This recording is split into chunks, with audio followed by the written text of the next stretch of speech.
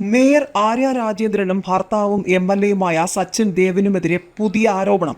No പാർക്കിംഗിൽ വാഹനമിടാൻ സമ്മതിക്കാത്തതിന് Arya രാജേന്ദ്രനും സച്ചിനും ഇടപെട്ട് ജോലി തെറിപ്പിച്ചെന്നാണ് തിരുവനന്തപുരത്തെ ഒരു സ്വകാര്യ സ്ഥാപനത്തിലെ മുൻ സെക്യൂരിറ്റി ജീവനക്കാരന്റെ ആരോപണം.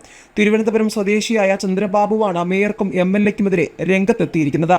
വഴുതക്കാട്ടെ പാസ്പോർട്ട് ഓഫീസ് പ്രവർത്തിക്കുന്ന കെട്ടിടത്തിൽ എത്തിയ മേയർ വാഹനം അകത്തേക്ക് പ്രവേശിപ്പിക്കാൻ പറയുകയായിരുന്നു. സാധാരണഗതിയിൽ കെയർ ടേക്കറുടെ ഭാഗത്തു നിന്നും നിർദ്ദേശം ലഭിച്ചാൽ മാത്രമേ അന്യവാഹനങ്ങൾ കടത്തിവിടുകയുള്ളൂ. ആളിറങ്ങിയിട്ട് പാർക്കിങ്ങിലേക്ക് വാഹനം മാറ്റണമെന്ന് പറഞ്ഞത് മേയർക്കും സച്ചിൻ ദേവിനും ഇഷ്ടപ്പെട്ടില്ല. പ്രോട്ടോകോൾ അറിയില്ല എന്നാണ് മേയർ ചോദിച്ചത്. സാധാരണ ഒരു സെക്യൂരിറ്റിയായ താൻ എന്തിനാണ് മാഡം പ്രോട്ടോകോൾ അറിയുന്നതെന്ന് തിരിച്ചു ചോദിച്ചു. തുടർന്ന് വാഹനത്തിലെ ഡ്രൈവർ വണ്ടി അകത്തേക്ക് കൊണ്ടുപോയി. പിന്നീട് സച്ചിൻ ദേവ് മടങ്ങി വന്ന് ശരിയാക്കി തരാമെന്ന് പറഞ്ഞു പോയി. കുറച്ചു കഴിഞ്ഞ് മേയർ പാസ്പോർട്ട് ഓഫീസറോട് ബഹളം വയ്ക്കുകയും പരാതി പറയുകയും ചെയ്തു. തുടർന്ന് അവിടുത്തെ ചുമതലക്കാരനായ പള്ളിയിലെ അച്ഛനെ കാര്യം അറിയിച്ചു. 10 മിനിറ്റിനകം ജോലിയിൽ നിന്ന് പിരിച്ചുവിടുകയായിരുന്നുവെന്ന് ചന്ദ്രബാബു പറയുന്നു.